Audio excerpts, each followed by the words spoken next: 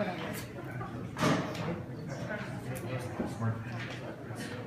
this Med Bio? What was this called before? This is oh, it's smart. Oh, it's at the bottom. Yeah. Yeah, so it's okay.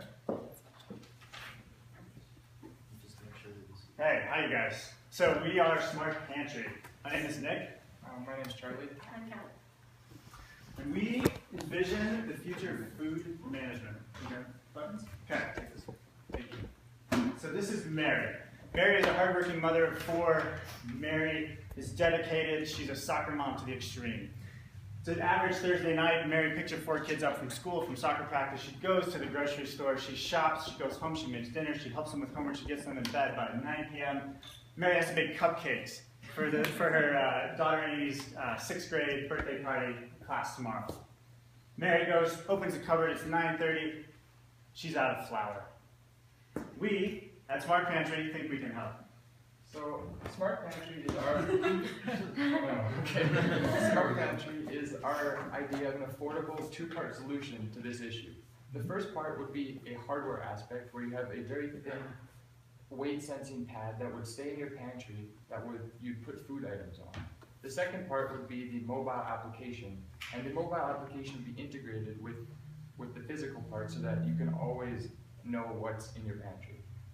So there's four major parts to this. The monitoring aspect is that if Mary was in the grocery store and she could look at her phone and say, I have no flour, that would save her a lot of issues down the road.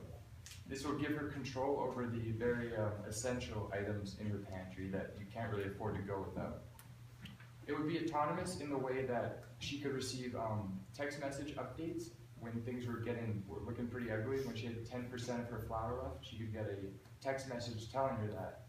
And further down the road, she could also enable automatic ordering so that when that level is reached, Amazon could just send her something in the mail. So on the whole, this would optimize her efficiency, it would optimize the pantry, and it could be used in other areas of the house as well. For example, storage in the garage for propane, just for things that you want to know. And that is that. So market opportunity is fairly obvious. There's a lot of studies been done on smart appliances. So $6 billion by 2020, 10.1 of those are in kitchen appliances. We already know that GE has released a smart refrigerator. There are some items on the market like cutting boards and measuring cups.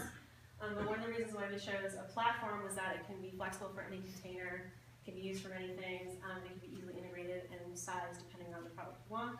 And we went to TJ's, we went to Whole Foods, we went to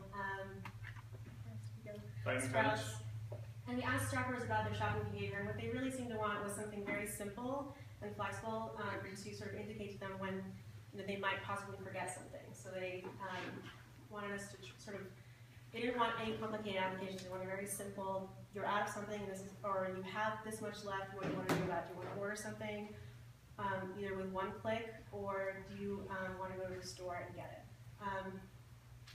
So in terms of registering, that's fairly obvious. This is basically a glorified weight scale. I mean, the technology already exists. We're basically just planning on stripping it down, making it better, and releasing it because we actually looked for other things and they don't have it. So we sell the scale and the app. A lot of the other products are about $50, and when we asked in market research about how much you want to spend, it was between $20 and $50. Then we would probably do integration. So there's going to be Nest, there's going to be Smart Kitchen, which is a GE appliance. There's going to be all sorts of things that can possibly integrate into, this app can possibly integrate into.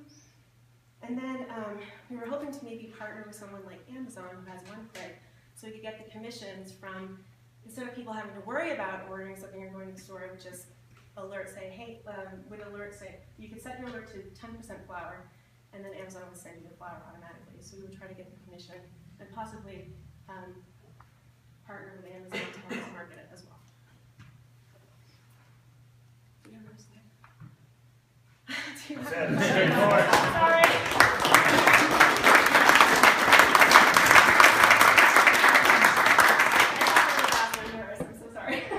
I was about to tell you the story of the weekend and how we got to this. About 4 hours ago, we found this idea. Yeah, go ahead. How will you sell this? Okay, that's a good question. So we were thinking that startup costs would actually be fairly minimal compared to other gadgets like this because it actually already exists. We're just going to design the outer case, and the app is very simple for the first instantiation of it. We probably would market it trying to partner with other people who are doing smart gadgets. Like we've seen stores that are trying to market smart gadgets. We've seen Amazon trying to market smart gadgets. So there's already an infrastructure to do it. The reason why we chose it is we're like, we want to make a smart app. Let's collect data from these gadgets. And this particular gadget did not exist. This sort of simplified platform where you can calibrate any container. It wasn't there. So we figured we should just jump in and grab it. Yeah, the fundamental selling point is just the idea that you want to know if you have things. It's really inconvenient to get to the store and wonder. Sure. You just don't want to do that. So this is organization, it's efficiency, and it's something that would be pretty affordable as well. And just to follow on, what is your competitive advantage? If you're saying this is technology that's available industry-wide, So what's going to stop the next guy down the street from doing the same thing? So I think that the key is getting a partnership and being the first on the market. So, people are going to come up with all sorts of smart gadgets. People are going to come up with competitors to Nest.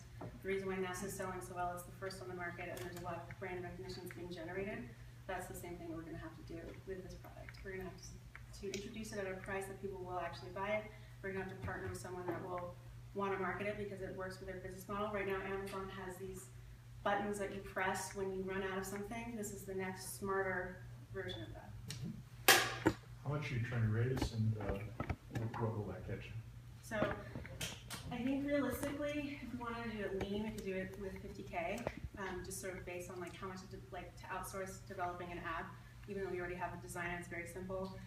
We already know that the gadgets exist. We just have to add the wireless part, so we want to have some buffer in terms of being able to test that. But I think the best way of raising money for this is what other people have done with gadgets, which is doing a Kickstarter campaign, and that actually is a way to market it as well, because gadget companies like Gadget and Techstars will sort of talk about, oh, look, this is a new product, and this is filling a niche that seems obvious, but somehow it doesn't exist yet. So.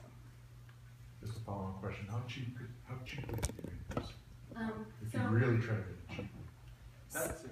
Yeah, that's a good question. So we researched. So the gadget that's a container that only can be a container, and so therefore, it measures things, but it's only a container. Therefore, you can only measure the things in the container. That's going for cheap for $99 on Indigo. Scales that are wireless and have similar things, but aren't quite made for Pantry and sort of a lot of products. Those can be made as cheaply as $25. So somewhere in the 20 to 50, but probably on the 25 range would be the best. I think that further down the road, this is something that you could, just with economies of scale and with research and development, like the sensor technology is actually, it's getting better every year. Like I can see this being down the road for like $10, like in 5 years. We would like to sell it, sorry. All right. Thank you.